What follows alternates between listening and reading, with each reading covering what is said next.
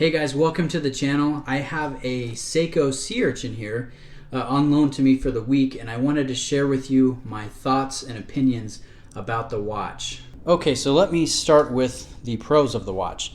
Now the first one's definitely going to be the price. The retail price on this is around $200 US, and there I think that's a bit excessive for what you get. I paid $110 for this pre-owned example, and that's pretty consistent. You can find them in the low 100s pretty easily online on the different forums and Facebook groups. And at that price, I think it's a total steal. You get an automatic in-house movement. You get nice little details like the applied indices, the sumo hands, a day-date complication with a matching date wheel framed with the metallic surround. You get excellent action of the bezel, really easy to use, nice to grip, see-through exhibition case back. Overall, just a very attractive, handsome looking little watch. So I mean, there's a lot of really nice things about it when you consider what you're paying for the watch.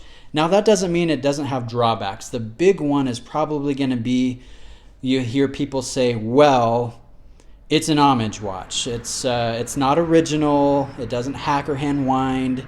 It doesn't have solid end links. The crown is a push-pull crown, not a screw-down crown, yada yada. I hear that. I readily admit that this watch does have drawbacks, and those are valid ones. If we look at this, we kind of have a little bit of a Rolex Submariner shape. We definitely have an Omega Seamaster bezel insert, and we've even got elements of other Seikos in this watch. We have the sumo hands, the lollipop counterbalance second hand. Now, I think the indices almost look like the Grand Seiko SBGX quartz diver, which is a beautiful watch and probably one of the nicest divers that Seiko makes. But you can see that this is kind of an eclectic mix of different styles. You can see where they took inspiration from.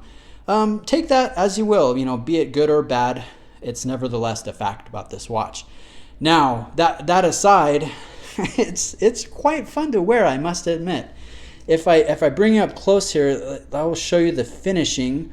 We have a nice polished sides, brushed top, oyster style bracelet, very slight taper to the bracelet. If you look at the date wheel, you have a day-date complication at the 3 o'clock. And what's interesting about this one is you have, instead of like a Spanish date wheel, secondary date wheel, or a Japanese version, you have Roman numerals, which I think is pretty cool. Sunday is actually in red, and I appreciate little details like that. If you notice, it's also framed with a metallic surround, and we have an applied logo there, the Seiko and the 5 Sports badge. If we look at the subdial, you'll notice that it says water 100 meter resist. I think that's a cool little nod to how Seiko used to print their dials in the in the 70s and 80s, and that's how they would signify what the depth resistance was with the way that they worded that. It's kind of a fun little tribute to other older Seikos that only a Seiko fan will really notice, otherwise it looks a little odd. But we have a nice in-house automatic movement. It's the 7S36. You can see it through a display case back. It's a very utilitarian movement. It's not finished very well. It's not decorated. It's a very no-nonsense movement. It's kind of ugly. I'll admit it's an ugly movement, but I love the movement. It's such a reliable, robust movement. I have the 7S26 here in my Seiko SKX, which I've recently put on a time grapher, and I'm running +1 second per day, which I couldn't be happier about. I mean, they're really well-performing watches. They can take abuse, whatever you throw at it, and just keep going consistently. So I really appreciate that. One thing to note though, the crown at the 3 o'clock, it's rather small, and it is a push-pull crown. That might surprise you, because most dive watches have a screw-in crown, which absolutely I prefer. But keep in mind this is a 100 meter water resistant watch. Technically, yes, it's a sport watch. Most divers are at least 200 meter water resistant, mostly 300 meter. Keep this in mind. This is a very inexpensive watch, and in my opinion, it's best suited to just be a beater watch. If you're really gonna scuba dive, well, you should get an ISO certified dive watch. Like the SKX would be a great one to take for an inexpensive dive watch. If you want to spend a little bit more money, you could look at a whole host of other watches like the Seiko Tuna or Tudor Pelagos. You know, there's a whole host of other things out there.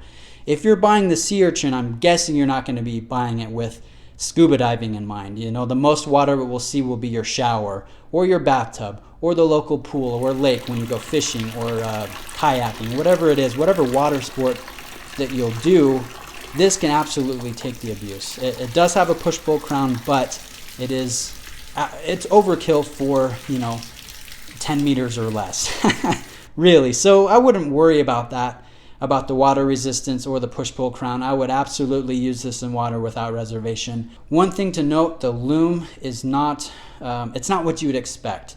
It is Lumibrite, but it is very thinly printed, and in my opinion, it's rather weak. It glows bright at first, but very quickly it dims down. And even if you leave this out in the sun for 15 minutes and get a full charge, it really doesn't last that long. So here's a comparison shot with my Seiko SKX, which is it's coming up on 10 years old. It's got older lume, and you can see that the older lume on the SKX definitely is lasting longer. It's more potent and bright than what's on the Sea Urchin. So I am disappointed in that. I would rather see, you know, Seiko's famous Lumibrite in good quantities here, but it's not present, and I gotta mention that to you guys in case that's a deal breaker for you. So overall, it's a really attractive watch for the price. It's comfortable, it has good wrist presence, and you don't have to worry if you abuse it. It just it makes for a great beater watch, especially if you can find it for around $120 like I have. I paid $110 for this pre-owned example, which I'm really pleased with. So anyways, thanks for watching, guys. Those are my thoughts about the watch, the pros and the cons.